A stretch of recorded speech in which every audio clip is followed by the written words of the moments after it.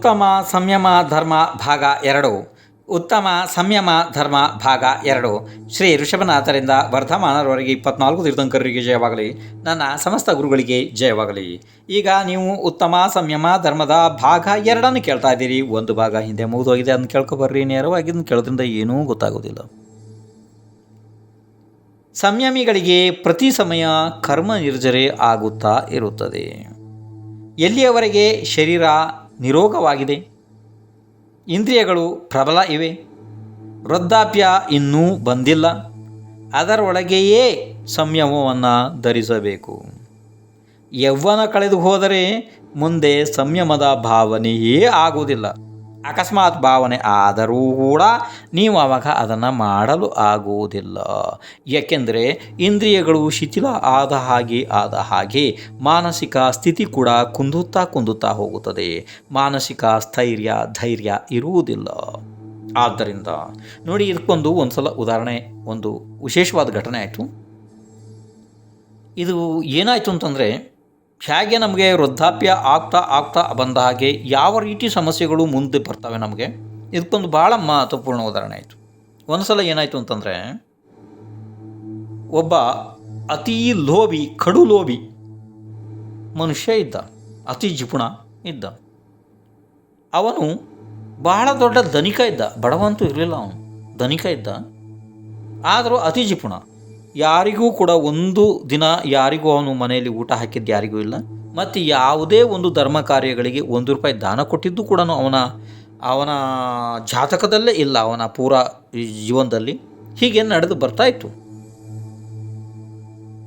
ಇದ್ದಕ್ಕಿದ್ದಾಗೆ ಒಂದು ಸಲ ಏನಾಯಿತು ಅಂತಂದರೆ, ಅವನಿಗೆ ಗಂಟಲಿನಲ್ಲಿ ಏನೋ ಆಗಿ ಮಾತು ಹೊರಬರುವುದೇನೇ ನಿಂತು ಹೋಗಿಬಿಡ್ತು. ಮಾತನಾಡಲು ಆಗ್ತಾ ಇಲ್ಲ. ಈಗ ಅದು ಗಂಟಲು ಒಳಗಡೆ ಏನೋ ಒಂದು ಗೆಡ್ಡೆ ರೀತಿ ಏನೋ ಒಂದು ದೊಡ್ಡದಾಗಿ ಬೆಳೆದು ಬಿಡ್ತು, ಏನೋ ಆಗಿತ್ತದು. ಒಟ್ಟು ಮಾತನಾಡಲು ಬರುವುದಿಲ್ಲ. ಅದರಿಂದಾಗಿ ಅವನಿಗೆ ಏನಾಯಿತು, ಮತ್ತು ಬೇರೆ ಬೇರೆ ಕಾಯಿಲೆಗಳು ಪ್ರಾರಂಭ ಆದವು. ಅಂದರೆ ಆಹಾರ ನೇರವಾಗಿ ಹೋಗೋದಿಲ್ಲ ಹೊಟ್ಟೆ ಒಳಗಡೆ, ಅದರಿಂದಾಗಿ ಶರೀರದಲ್ಲಿ ನಿಶಕ್ತಿ ಪ್ರಾರಂಭ ಆಯಿತು. ಹಾಗೆಯೇ ಆ ಸಾಹುಕಾರ ಹಾಸಿಗೆ ಹಿಡಿದು ಬಿಟ್ಟ. ಅರ್ಥಾಯಿತು.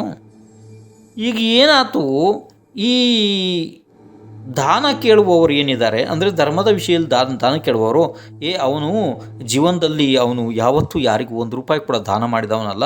ಈಗ ಅವನು ಹಾಸಿಗೆ ಹಿಡಿದು ಬಿಟ್ಟ. ಈಗಲಾರು ಅಂತಿಮವಾಗಿ ಹೋಗಿ ಅವನ ಹತ್ರ ದಾನ ಕೇಳೋಣ, ಬಸ್ತಿಗೆ ಇದಕ್ಕೆಲ್ಲ.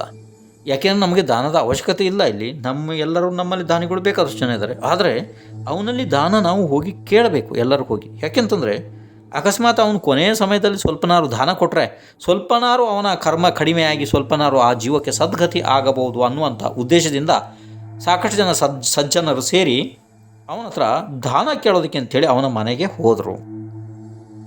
ಅವನ ಮಗ ಒಂದು ಮಂಚದ ಮೇಲೆ ಒಂದು ಹಾಸಿಗೆಯಲ್ಲಿ ಮಲಗಿದ್ದ. ಆವಾಗ ದಾನ ಕೇಳುವವರು ಅವನಿಗೆ ಸಾಕಷ್ಟು ಉಪದೇಶಗಳನ್ನು ಮಾಡಿದ್ರು. ನೋಡಪ್ಪ, ನೀನೇನು ದಾನ ಮಾಡಿಲ್ಲ, ಹಾಗೆ ಜೀವ ಹೋಗಬಾರ್ದು, ಮುಂದಿನ ಭವದಲ್ಲಿ ನಿನಗೆ ಬಹಳ ಬಡತನದ ಪ್ರಾಪ್ತಿ ಆಗ್ತದೆ, ಹಾಗೆ ಹೀಗೆ ಎಲ್ಲ ಮಾಡಿದರು. ಅದನ್ನೆಲ್ಲ ಉಪದೇಶ ಕೇಳ್ದ.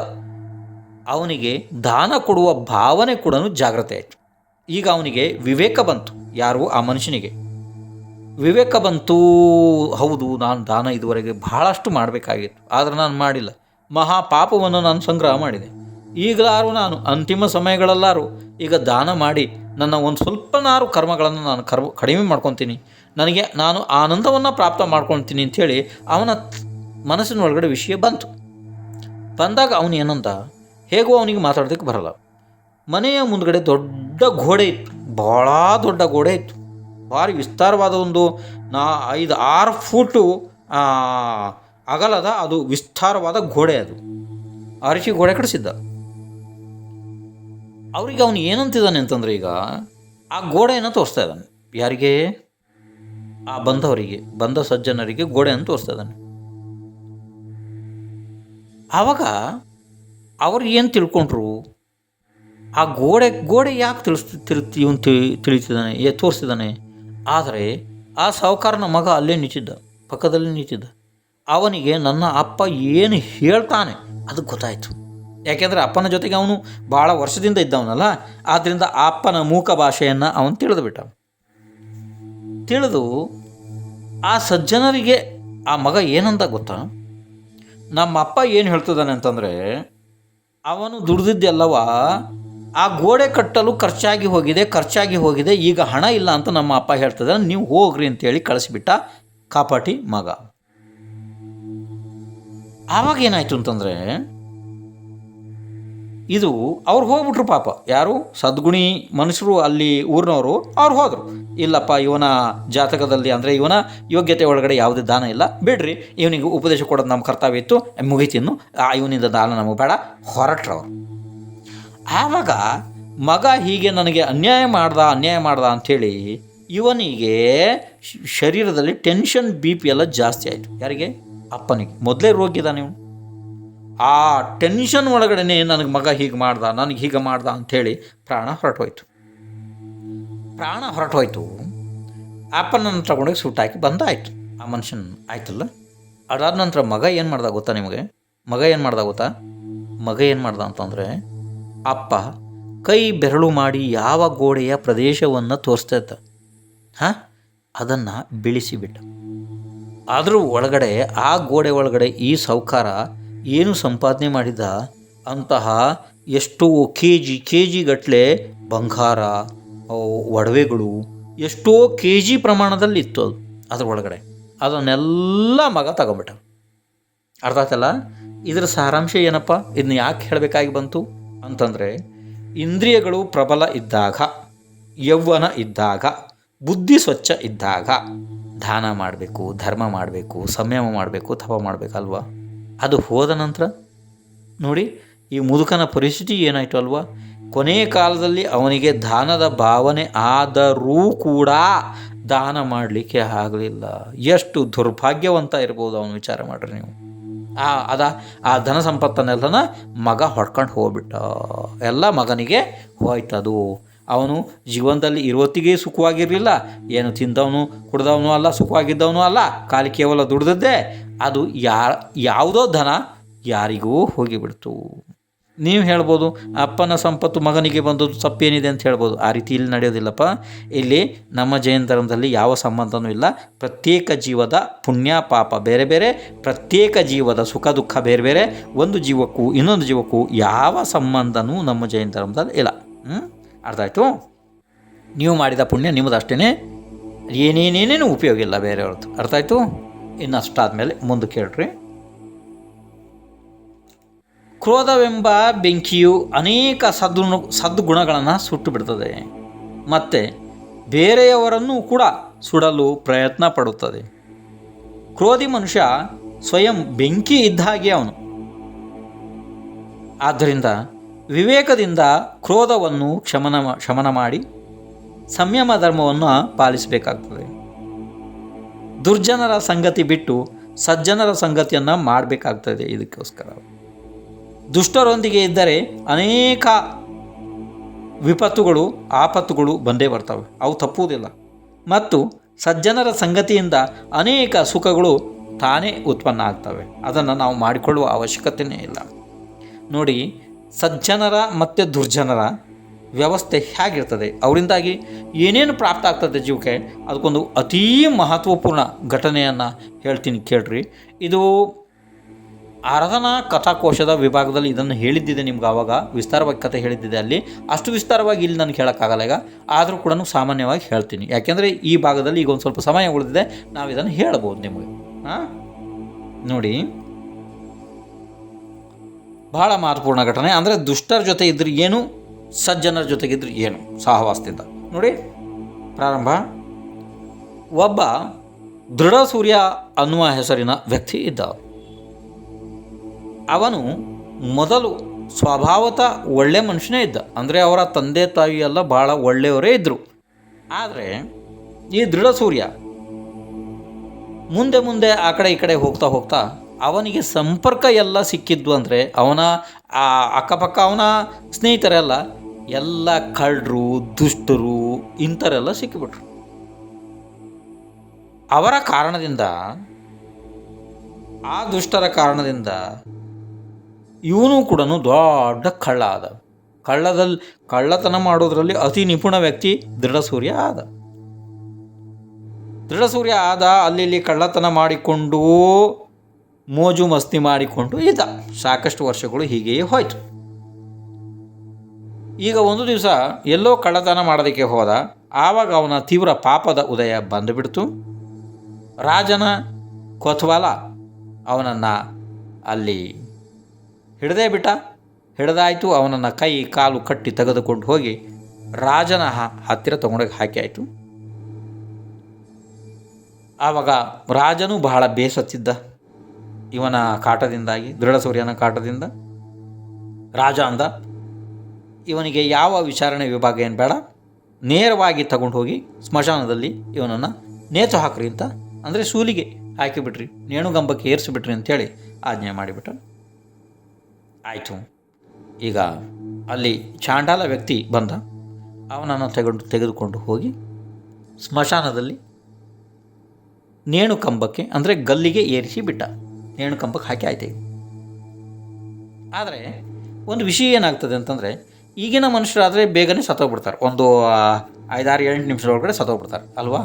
ಆದರೆ ಹಿಂದಿನ ಕಾಲದಲ್ಲಿ ಹಾಗಿರಲಿಲ್ಲ. ಇವರೆಲ್ಲ ಯಾಕೆಂದರೆ ಭಾಳ ಸಂವಹನಧಾರಿಗಳಿದ್ದರು ಇವರೆಲ್ಲನ.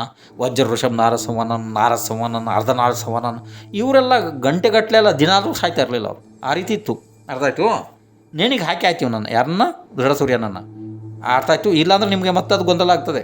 ಯಾಕೆಂದರೆ ನೇಣಿಗೆ ಹಾಕಿದ ವ್ಯಕ್ತಿಗೆ ಇಲ್ಲಿ ಏನು ಉಪದೇಶ ಕೊಡೋಕ್ಕಾಗಲ್ಲ.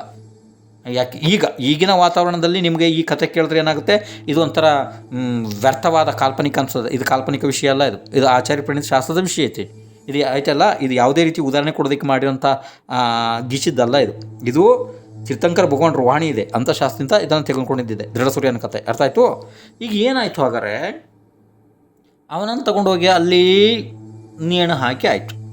ಹೇಗೂ ಅವನು ಗಂಟೆಗಟ್ಟಲೆ ಸಾಯೋದಿಲ್ಲ ಆ ವ್ಯಕ್ತಿಗಳು. ಯಾರು ಅವರು, ವಜ್ರ ಋಷಭ ಅರ್ಧ ನಾರಸವನ ಇವರೆಲ್ಲ. ಯಾಕೆಂದರೆ ಅವರ ಶರೀರದ ಸಾಮರ್ಥ್ಯ ಅದ್ಭುತ ಇರ್ತದೆ. ಆದ್ದರಿಂದ ಆಯಿತು, ನೇಣಿಗೆ ಹಾಕಿದ್ದಾಯಿತು. ಆ ಚಾಂಡಾಲ ಏನು ಮಾಡ್ದ, ಎಷ್ಟೊತ್ತು ಅಂತ ಪಾಪ ಅಲ್ಲೇ ಕೂರ್ತಾನೆ. ಚಾಂಡಾಲ ಏನು ಮಾಡ್ದ, ಅಲ್ಲಿ ಸ್ವಲ್ಪ ದೂರ ಏನೋ ನೀರು ಕುಡಿಯೋದಕ್ಕೂ ಅಂತಕ್ಕ ಸ್ವಲ್ಪ ದೂರ ಹೋಗ್ಬಿಟ್ಟ.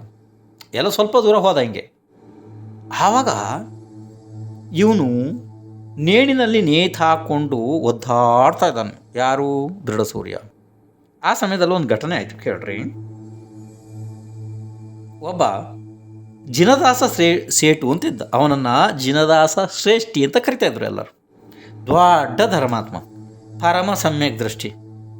ಅವನು ಅಭಿಷೇಕ ಮಾಡೋದಕ್ಕೆ ಭಗವಾನ್ರದ್ದು ಅಂಥೇಳಿ ಅಷ್ಟದ್ರವ್ಯಾರ್ಚನೆ, ಆ ಅಭಿಷೇಕದ ದ್ರವ್ಯಗಳು, ಹಾಲು ಮೊಸರು ಇದೇನು ಏನು ಬೇಕಾದ್ರೂ ಅದನ್ನು ತಗೊಂಡು ಹೋಗ್ತಾ ಇದ್ದ ಮಡಿ ಉಟ್ಕೊಂಡು. ಅಷ್ಟೊತ್ತಿಗೆ ಇವನು ಕೈ ಸನ್ನೆ ಮಾಡ್ದ. ಯಾಕೆಂದರೆ ಇವನಿಗೆ ಬಾಯಲ್ಲಿ ಮಾತಾಡೋದಕ್ಕಾಗೋದಿಲ್ಲ. ಯಾಕೆಂದರೆ ಗಂಟ್ಲಿಗೆ ಏನಾಗಿದೆ, ಹಗ್ಗ ಬಿದ್ದಿದೆ ಅಲ್ಲ. ಬಾಯಲ್ಲಿ ಕೈ ಸನ್ನೆಯಿಂದ ಹೀಗೆ ಕರಿತಿದ್ದಾನೆ. ಯಾರು, ದೃಢಸೂರ್ಯ. ಆವಾಗ ಇವನು ಬಹಳ ದೊಡ್ಡ ಕರುಣಾಮಯಿ ಇದ್ದ. ಸಮ್ಯಕ್ ದೃಷ್ಟಿಯಿಂದ ಕರುಣಾಮಯಿ ಇರ್ತಾನೆ, ದಯಾಮಯ ಇರ್ತಾನೆ, ನಿಮಗೆ ಗೊತ್ತು. ಈ ಜಿನದಾಸ ಶ್ರೇಷ್ಠಿ ಅಲ್ಲಿ ಹೋದ. ಅವನು ಕರೆದ ಅಂತ ಹೋದ ಕೂಡಲೇ ಅವನೇನಂದ, ಕೈ ಸನೆಯಿಂದ ಹೀಗೀಗ ಅಂತ ಅಂದ. ಅಂದರೆ ನೀರು ಕುಡಿಬೇಕು, ನನಗೆ ನೀರು ಬೇಕು ಅಂತ ಅಂದ. ದೃಢಸೂರ್ಯ ನೇತಾಡ್ತಿದ್ದಾನೆ ನೇಣುಗಂಬದಲ್ಲಿ, ನೀರು ಬೇಕು ಅಂತಿದ್ದಾನೆ. ಆಯಿತು. ಆದರೆ ನೀರು ತಂದ್ರೆ ಅವ್ರು ಕುಡಿಯೋನು ಹೆಂಗೆ, ಅವನು ಗಂಟ್ಲಿಗೆ ಅಷ್ಟು ಬಿಗಿಯಾಗಿ ನೇಣು ಹಾಕಿ, ಅದು ವಿಷಯ ಅಲ್ಲ. ಆದರೂ ಆ ವೇದನೆಯಿಂದ ಜೀವ ಆ ಥರ ಮಾಡ್ತಿದ್ದಾನೆ, ನೀರು ಬೇಕು ಅಂಥೇಳಿ. ಆವಾಗ ಈ ಕರುಣಾಮಯಿ ಜಿನದಾಸ ಶ್ರೇಷ್ಠಿ ಏನು ವಿಚಾರ ಮಾಡ್ದ, ಇವನು ನೀರು ಬೇಕು ಅಂತಿದ್ದಾನೆ. ನಾನು ನೀರು ತರೋ ತನಕ ಇವನು ಬದುಕ್ತಾನ? ಅಕಸ್ಮಾತ್ ಏನಾದರೂ ನಾನು ಬರೋದಕ್ಕಿಂತ ಮೊದಲೇ ನೀವು ಸತ್ತೋಗ್ಬಿಟ್ರೆ ಅಯ್ಯೋ ಪಾಪ, ಜೀವದ ದುರ್ಗತಿ ಆಗ್ತದೆ ಅಂತ ಹೇಳಿ ಜಿನದಾಸ ಸೇಟು ಏನಂದ, ಅಪ್ಪ ನಿಲ್ಲು, ನೀರು ಬೇಗ ನಾನು ಓಡಿ ಹೋಗಿ ನೀರು ತರ್ತೀನಿ. ಆದರೆ ನೀನೊಂದು ಕೆಲಸ ಮಾಡು, ನಾನು ಬರೋ ತನಕ ನಮೋಕಾರ ಮಂತ್ರವನ್ನು ಜಪ ಮಾಡು ಅಂತ ಹೇಳಿ ನಮೋಕಾರ ಮಂತ್ರವನ್ನು ಅವನಿಗೆ ಹೇಳಿಕೊಟ್ಟ. ಯಾರಿಗೆ, ದೃಢಸೂರ್ಯನಿಗೆ. ಇದು ನಿಮಗೇನು ಅನಿಸುತ್ತೆ, ನೇಣಿಗೆ ಹಾಕಿದವನಿಗೆ ಇದನ್ನೆಲ್ಲ ಮಾಡೋಕ್ಕಾಗುತ್ತಾ ಅಂತ ಅನಿಸುತ್ತಲ್ಲ? ಮಾಡೋಕ್ಕಾಗುತ್ತೆ. ಯಾಕೆಂದರೆ ಅವರ ಸಾಮರ್ಥ್ಯ ಅಷ್ಟಿತ್ತು, ನನ್ನ ಶರೀರದ ಸಾಮರ್ಥ್ಯ. ಅದನ್ನು ನೀವು ಸಂವಹನಗಳನ್ನು ಅರ್ಥ ಮಾಡ್ಕೊಂಡ್ರೆ ಗೊತ್ತಾಗ್ತದೆ. ಇಲ್ಲಾಂದರೆ ಈ ಕಥೆ ನಿಮಗೆ ವ್ಯರ್ಥ ಆಗಿ ಹೋಗ್ತದೆ ಅಷ್ಟೇ. ಇರಲಿ. ಅದು ಸ್ವಲ್ಪ ಸ್ವಲ್ಪ ನಮಕರ್ಮ ಅಂತ ನೆನಪು ಕೂಡ ಆಯಿತು. ಯಾರಿಗೆ? ದೃಢ ಸೂರ್ಯನಿಗೆ. ಅವನಿಗೇನು ಸ್ವಚ್ಛವಾಗಿ ಮಾಡೋದಕ್ಕೆ ಸಾಧ್ಯ ಇಲ್ಲ ಈಗ. ನೆನಪು ಕೂಡ ಆಯಿತು. ದೃಢ ಸೂರ್ಯ ಅದನ್ನು ಜಪ ಮಾಡೋದಕ್ಕೆ ಪ್ರಾರಂಭ ಮಾಡ್ದ. ಈಗ ನನಗೆ ನೀರಿನ ಚಿಂತೆ ಎಲ್ಲ ಹೋಯ್ತು, ಅವನಿಗೆ ಜಪ ಮಾಡೋದಕ್ಕೆ ಪ್ರಾರಂಭ ಮಾಡ್ದ. ಪಾಪ ಜನದಾಸ ಶ್ರೇಷ್ಠಿ ಆ ಪೂಜೆ ಸಾಮಗ್ರಿಗಳನ್ನು ಅಲ್ಲೇ ಬಿಟ್ಟು ಓಡಿ ಹೋಗಿದ್ದ. ಎಲ್ಲಿಗೆ? ನೀರು ತರೋದಕ್ಕೆ. ನೀರು ತಗೊಂಡು ಬಾಂದ. ನೀರು ತಗೊಂಡು ಬರೋತ್ತಿಗೆ ಇವನು ಪ್ರಾಣ ಹೋಗ್ಬಿಟ್ಟಿದೆ. ಯಾರ್ದು? ದೃಢ ಸೂರ್ಯ ಅಂತ ಸತ್ತೋಗಿದ್ದಾನೆ. ಆಯಿತು, ಅಯ್ಯೋ ದುರಾದೃಷ್ಟವೇ ಅಂತ ಹೇಳ್ದ. ಅವನು ಸಾಮಗ್ರಿ ತಗೊಂಡು ಹೋಗಿಬಿಟ್ಟ. ಜನದಾಸ ಶ್ರೇಷ್ಠಿ ಹೋಗಿ ಮತ್ತೆ ಸ್ನಾನ ಮಾಡಿಕೊಂಡು ಅಲ್ಲಿ ಬಸ್ತಿಗೆ ಹೋಗಿ ಅವನು ಪೂಜೆ ಅಭಿಷೇಕ ಮಾಡೋದಕ್ಕೆ ಪ್ರಾರಂಭ ಮಾಡ್ದ. ಈ ವಿಷಯ ತಲೆಯಿಂದ ತೆಗೆದುಬಿಟ್ಟ. ಇನ್ನು ಏನು ಮಾಡೋಕ್ಕಾಗುತ್ತೆ ಅಲ್ವಾ? ಈ ದೃಢ ಸೂರ್ಯನ ಜೊತೆಗೆ ಜಿನದಾಸ ಶ್ರೇಷ್ಠಿ ಏನು ಮಾತಾಡ್ತಾ ಇದ್ನಲ್ಲ, ಅದನ್ನು ದೂರದಲ್ಲಿ ಯಾರೋ ನೋಡಿ ಹೋಗಿ ಅದನ್ನು ರಾಜನಿಗೆ ತಿಳಿಸಿಬಿಟ್ರು. ರಾಜ ಮಹಾಮೂರ್ಖ ಇದ್ದ. ಅವನಿಗೆ ಅಷ್ಟು ವಿಚಾರ ಶಕ್ತಿ ಇರಲಿಲ್ಲ. ಅವನೇನು ಮಾಡ್ದ? ವಿಚಾರ ಮಾಡ್ದ. ಮತ್ತು ಮಂತ್ರಿಗಳು ಕೂಡ ಅವನಿಗೆ ಅದಕ್ಕೆ ಕುಮ್ಮಕ್ಕು ಕೊಟ್ಟರು. ಏನಂತಂದರೆ, ಹೇ ರಾಜ, ಜಿನದಾಸ ಶ್ರೇಷ್ಠಿ ನೇಣು ಹಾಕಿರೋ ಕಳ್ಳನ ಹತ್ರ ಮಾತಾಡ್ತಾ ಇದ್ದಾನೆ ಅಂತಂದರೆ, ಅವನು ಮಾಡಿರೋ ಕಳ್ಳತನದ ಎಲ್ಲ ಮಾಲುಗಳೆಲ್ಲ ಅಂದರೆ ವಸ್ತುಗಳೆಲ್ಲ ಜಿನದಾಸ ಶ್ರೇಷ್ಠಿಗೆ ಅವನು ಮಾರಿದಾನೆ. ಇದು ಅವ್ರದ್ದು ವ್ಯವಹಾರ ಇದೆ. ನೇಣು ಹಾಕಿದ ಮೇಲೆ ಕೂಡ ಅವನು ಹೋಗಿ ಅವನ ಹತ್ರ ಮಾತಾಡ್ತಾ ಇದ್ದಾನೆ ಅಂದರೆ ಅವರಿಗೆ ದೊಡ್ಡ ವ್ಯವಹಾರ ಇದೆ ಅಂಥೇಳಿ ರಾಜನಿಗೆ ಹಚ್ಚಿಕೊಟ್ಬಿಟ್ರೆ ಎಲ್ಲ. ರಾಜ ಮೊದಲೇ ಮೂರ್ಖ ಇದ್ದ, ಭಾಳ ವಿಚಾರ ಶಕ್ತಿ ಅವನು ಇರಲಿಲ್ಲ. ಆವಾಗ ಹೇಳ್ದ, ಹೋಗ್ರಿ ಆ ಜನದೇಶ ಸೇಟುವನ್ನು ಕಟ್ಟಿ ಹಾಕಿ ಕರ್ಕೊಂಬರ್ರಿ, ಮತ್ತು ಅವನ ಮನೆಯಲ್ಲಿ ಕದ್ದಂತಹ ಏನೇನು ಸಾಮಗ್ರಿಗಳಿದ್ದಾವೆ ಅದನ್ನೆಲ್ಲನೂ ಕಟ್ಟಿ ರಾಜನ ಬೊಕ್ಕಸಕ್ಕೆ ಇಲ್ಲಿ ತಂದು ನನ್ನ ಮುಂದ್ಗಡೆ ಇಡ್ರಿ ಅಂತ ಅಂದ. ಯಾರು? ಈ ರಾಜ. ಆವಾಗ 4-5 ಜನ ಸೈನಿಕರು ಹೋದರು. ಎಲ್ಲಿಗೆ? ಜಿನದಾಸ ಶ್ರೇಷ್ಠಿ ಮನೆಗೆ. ಜಿನದಾಸ ಶ್ರೇಷ್ಠಿ ಎಲ್ಲಿದ್ದಾನೆ? ಬಸ್ತಿಯಲ್ಲಿ ಪೂಜೆ ಅಭಿಷೇಕ ಮಾಡ್ತಿದ್ದಾನೆ. ಇವರು ಹೋದರು 4 ಜನ. ಆಯಿತು. ಈ ದೃಢ ಸೂರ್ಯ ಏನಾಗಿದೆ ಗೊತ್ತಾ ನಿಮಗೆ? ಕಳ್ಳ. ಈ ಮಹಾಮಂತ್ರದ ಜಪದ ಪ್ರಭಾವದಿಂದ ಸ್ವರ್ಗದಲ್ಲಿ ದೊಡ್ಡ ರುದಿದಾರಿ ದೇವಾಗಿ ಹುಟ್ಟಿಬಿಟ್ಟಿದ್ದವನು. ದೊಡ್ಡ ರುದಿದಾರಿ ದೇವ. ಅರೆ, ಅವನು ಅಲ್ಲಿ ಹೋಗಿ ಅಂತರ್ಮೂರ್ತದಲ್ಲಿ ಅಲ್ಲೆಲ್ಲ ಶರೀರ ತಯಾರಾಗ್ತದೆ, ವೈಯಕ್ತಿಕ ಶರೀರ ಅದು ತಯಾರಾಗಿ, ನಾನು ಇಲ್ಲಿಂದ ಹೇಗೆ ಬಂದೆ, ಈ ವೈಭವ ನನಗೆ ಯಾಕೆ ಸಿಕ್ತು, ಹೀಗೆಲ್ಲ ವಿಚಾರ ಮಾಡ್ದ. ತಕ್ಷಣವೇ ಅವನಿಗೆ ಅವಧಿ ಜ್ಞಾನ ಪ್ರಾಪ್ತ ಆಯಿತು. ಅವಧಿ ಜ್ಞಾನದಿಂದ ಗೊತ್ತಾಯಿತು, ಜಿನದಾಸ ಶ್ರೇಷ್ಠಿಯ ಉಪಕಾರದಿಂದ ನನಗೆ ಹೀಗಾಗಿದೆ. ಅದು ಗೊತ್ತಾಯ್ತು ಅವನಿಗೆ. ಹೌದು, ನನಗೆ ದೇವ್ರ ಸಮಾನ ಜಿನದಾಸ ಶ್ರೇಷ್ಠಿ ಹಿಂಗಂತ ತಿಳ್ಕೊಂಬಿಟ್ಟ ಅವನು. ಆವಾಗ ಮತ್ತೆ ಅವನ ಅವಧಿಜ್ಞಾನದಿಂದ ಇನ್ನೊಂದು ವಿಷಯ ಅವನಿಗೆ ಗೊತ್ತಾಯಿತು. ನನಗೆ ಉಪಕಾರ ಮಾಡಿದಂತಹ ಜಿನದಾಸ ಶ್ರೇಷ್ಠಿಗೆ ಇವತ್ತು ಬಹಳ ದೊಡ್ಡ ಆಪತ್ತು ಬಂದಿದೆ. ರಾಜನ ಕರ್ಮಚಾರಿಗಳು ಅವನ ಮನೆಯನ್ನು ಜಪ್ತಿ ಮಾಡೋದಕ್ಕೆ ಬಂದಿದ್ದಾರೆ ಅಂತ ಹೇಳಿ ಗೊತ್ತಾಯಿತು. ಯಾರಿಗೆ? ದೇವನಿಗೆ. ಆವಾಗ ದೇವ ಅದೇನು ವಿಕ್ರಿಯ ಶಕ್ತಿ, ಕಣ್ಣು ಮುಚ್ಚಿ ಬಿಡೋದ್ರೊಳಗಡೆ ಈ ಪ್ರಪಂಚಕ್ಕೆ ಬರ್ತಾರೆ ಬೇಕಾರೆ ಅವರು ಅಲ್ಲಿಂದ. ಅವನು ಏನು ಮಾಡ್ದ? ಕಣ್ಣು ಮುಚ್ಚಿ ಬಿಡೋದ್ರೊಳಗಡೆ ಇಲ್ಲಿಗೆ ಬಂದ. ಯಾರು? ದೇವ ಬಂದ. ಒಂದು ಮುದುಕನ ವೇಷ ಹಾಕಿಕೊಂಡು ಒಂದು ಕೋಲು ಹಿಡ್ಕೊಂಡು ಜಿನದಾಸ ಶ್ರೇಷ್ಠಿಯ ಮನೆಯ ಮುಂದ್ಗಡೆ ನಿಂತ. ಬಂದರು 4-5 ಜನ, ಅವ್ರನ್ನೆಲ್ಲ ಬಡ್ದು ಕಳಿಸಿಬಿಟ್ಟ. ಅವರೆಲ್ಲ ಓಡೋದ್ರು. ಮತ್ತು ದೊಡ್ಡ ಸೈನ್ಯ ತಗೊಂಬಂದರು ಅಲ್ಲಿಂದ ರಾಜನ ಹತ್ರ. ಅವ್ರನ್ನೂ ಎಲ್ಲ ಬಡ್ದು ಕಳಿಸ. ಅಷ್ಟ್ರ ಮೇಲೆ ಆ ಮುದುಕನ ವೇಷದಲ್ಲಿ ಹೋಗಿ ಹೇಳ್ದ, ನೀನು ರಾಜನಿಗೆ ಹೋಗಿ ಹೇಳ್ದ, ನೀನು ಜಿನದಾಸ ಶ್ರೇಷ್ಠಿಗೆ ತೊಂದರೆ ಕೊಡ್ತಾ ಇದೆಯಾ? ಅವನು ಧರ್ಮಾತ್ಮ ಇದ್ದಾನೆ, ಅವನದು ಯಾವ ತಪ್ಪು ಇಲ್ಲ, ನೀನು ಏನೂ ತಿಳಿಯದೆ ಅವನಿಗೆ ತಪ್ಪು ಇದು ಮಾಡ್ತಾ ಇದೆಯಾ? ನಿನಗೇನಾರು ಪ್ರಾಣ ಭಿಕ್ಷೆ ಬೇಕು ಅಂತಂದರೆ ಜಿನದಾಸ ಶ್ರೇಷ್ಠಿ ಬಸ್ತಿಯಲ್ಲಿ ಹೋಗಿ ಪೂಜೆ ಅಭಿಷೇಕ ಮಾಡ್ತಾನೆ, ಅವನ ಕಾಲು ಹಿಡಿದು ನೀನು ಪ್ರಾಣ ಭಿಕ್ಷೆಯನ್ನು ಕೇಳಬೇಕು ರಾಜ, ಇಲ್ಲ ನನ್ನ ಈಗಲೇ ಸಾಯಿಸ್ತೀನಿ ಅಂತ ಹೇಳ್ಬಿಟ್ಟ ದೇವ. ರಾಜ ಹೋಗಿ ಹಾಗೇ ಮಾಡ್ದ. ಜಿನದಾಸ ಶ್ರೇಷ್ಠಿಗೆ ಇದೇನು ಏನೂ ಗೊತ್ತಿಲ್ಲ. ಏನು ಗೊತ್ತಿಲ್ಲ ಅವನಿಗೆ. ಕೊನೆಗೆ ಎಲ್ಲ ಗೊತ್ತಾಯಿತು. ನಾನು ಹೀಗೆ ಮಾಡಿದ್ದಕ್ಕೆ ಈ ಜೀವ ಸ್ವರ್ಗದಲ್ಲಿ ದೇವಾಗಿ ಹುಟ್ಟಿದ್ದಾನೆ, ನನ್ನ ಮನೆಗೆ ಈ ರೀತಿ ಆಪತ್ತು ಬಂದಿದ್ದನ್ನು ಕಾಪಾಡಿದ್ದಾನೆ, ಹಾಗೆ ಹೀಗೆ ಅಂಥೇಳಿ ಜಿನದಾಸ ಶ್ರೇಷ್ಠಿಗೆ ಗೊತ್ತಾಯಿತು. ಆನಂತರ ಆ ದೇವ ನಮಸ್ಕಾರ ಮಾಡಿ ಜಿನದಾಸ ಶ್ರೇಷ್ಠಿಗೆ ಏನೇ ಸೇವೆ ಇದ್ದರೂ ನನ್ನನ್ನು ನೆನೆಸ್ಕೊಳ್ರಿ ಅಂತ ಹೇಳಿ ಸ್ವರ್ಗಕ್ಕೆ ಹೋಗ್ಬಿಟ್ಟ. ರಾಜ ಕ್ಷಮೆ ಕೇಳಿ ಮತ್ತೆ ಮರಳಿ ರಾಜ್ಯಕ್ಕೆ ಹೋದ. ನೋಡ್ರಿ, ದುರ್ಜನರ ಸಂಗತಿಯಿಂದ ದೃಢ ಸೂರ್ಯನ ಕಥೆ ಏನಾಯಿತು? ಸಜ್ಜನರ ಸ್ವಲ್ಪ ಸಮಯದ ಸಂಗತಿಯಿಂದ ಅವನಿಗೆ ಯಾವ ಗತಿ ಆಯಿತು ನೀವೇ ವಿಚಾರ ಮಾಡಿರಿ. ಆದ್ದರಿಂದ ಸಂಯಮ ಪಾಲನೆ ನೀವು ಮಾಡಬೇಕಿದ್ರೆ ಸಜ್ಜನರ ಸಹವಾಸ ಅತಿ ಅನಿವಾರ್ಯ. ಇಲ್ಲಿ ಇನ್ನು ಮುಂದೆ ಇದನ್ನು ಹೇಳೋಕ್ಕಾಗಲ್ಲ, ಯಾಕೆಂದರೆ ಈ ಭಾಗದ ಸಮಯ ಆಯಿತು. ಈ ಭಾಗದಲ್ಲಿ ಸ್ವಲ್ಪ ಸಮಯ ಉಳಿದ್ರಿಂದ ವಿಸ್ತಾರವಾಗಿ ಈ ಕಥೆಯನ್ನು ನಾನು ನಿಮ್ಗೆ ಹೇಳಿದ್ದೀನಿ. ಇಲ್ಲಾಂದ್ರೆ ಇಷ್ಟು ವಿಸ್ತಾರವಾಗಿ ಹೇಳೋಕ್ಕಾಗಲ್ಲ, ಇದು ಕಥಾ ಭಾಗ ಅಲ್ಲ. ಶ್ರೀ ಋಷಭನಾಥದವ್ರು ಮಾಡೋರು 24 ತೀರ್ಥಂಕರಿಗೆ ಜಯವಾಗಲಿ. ಹೋಗ್ಬರ್ರಿ.